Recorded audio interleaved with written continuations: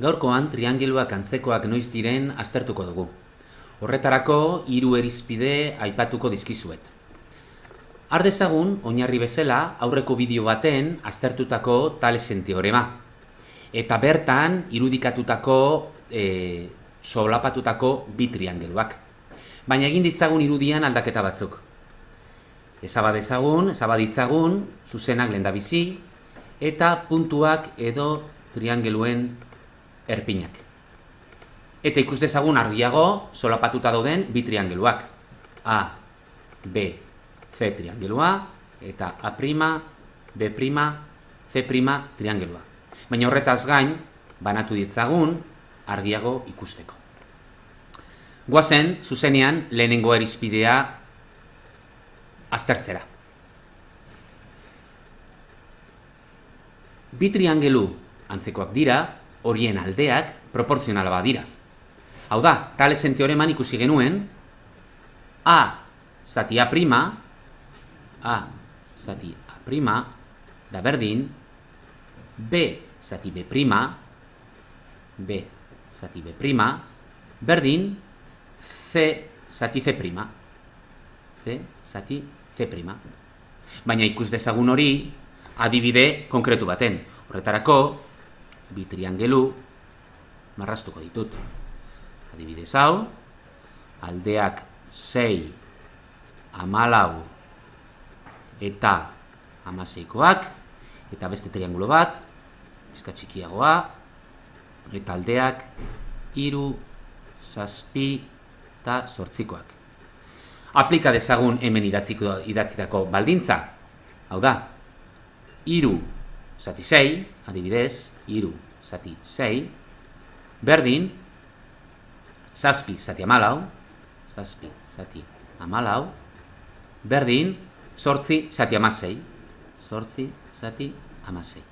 Simplifika ditzagun orain zatikiak, 3 6-ren erdia da, 7 14-ren erdia da, eta 8 16-ren erdia da.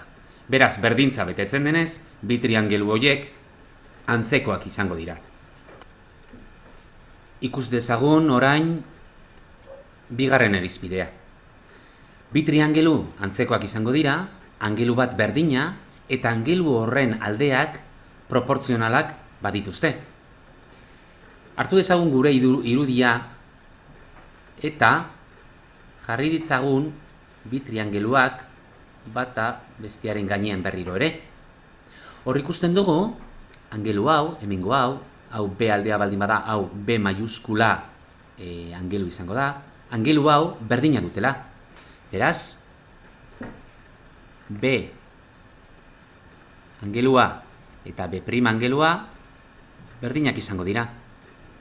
Baina horretaz gain, aldeak, hau da, angelu horren aldeak, proportzionalak izan behar dute. Zeintzu dira B angeluaren aldeak? Hemengo hau eta hemengo hau. Hau da, A zati A' izan behar da berdin C zati C'. Idaz dezagun. A zati A' da berdin C zati C'. Baina ikus dezagun adibide konkretu bat. Horretarako, bi triangelu marraztuko ditut. Adibidez, hemengo hau, angelu honi, angelu hau 60 gradukoa izango da, eta aldeak 3 eta 5. Eta beste triangelu bat, adibidez, hemengo hau izango da 60 grado, eta aldeak 9 eta 15. Argi dago, angelu bat berdina dutela, 60 gradukoa. Ikus dezagun orain, bigarren baldintza, bera aldeak proportzionala direla. Idatzi dezakegu adibidez, 9 zati 3, berdin, 15 zati 5. 15 zati 5. Eta zatikia simplifikatzen baldin baditugu, 3, berdin, 3. Beraz, bigarren baldintza ere betetzen da. Orduan, bi triangelu horiek antzekoak izango dira. Azkenik, hirugarren irizpidea. Bi triangelu antzekoak dira, bi angelu pare berdina badituzte, hurren ez hurren. Hau da, bigarren irizpidean ikusi dugu angelu hau, B angelua, berdina dutela. B angelua berdin B' angelua. Baina horretaz gain, azter dezagun beste angelu bat, adibidez, A angelua. Hemen A eta A' angeluak berdina dira, zergatik? Beraietako alde bat komuna dutelako, edo bata bestearen gainean dutelako, eta bigarren aldea paraleloa delako. Beraz, bi angelu horiek ere berdinak izango dira. A angelua, berdin A' angelua. Baina ikus dezagun adibide errez eta simple bat. Marraz dezagun triangelu bat, eta triangelu honetan angelu hau izango da adibidez 80 gradokoa, eta beste angelu hau izango da 30 gradokoa. Eta demagun bigarren triangelu bat, eta honek izango du angelu hau 80 grado, eta beste honek 30 grado. Argi ikusten da, bi angeluak binaka berdina direla. Orain zuen kontura honako ariketa hau.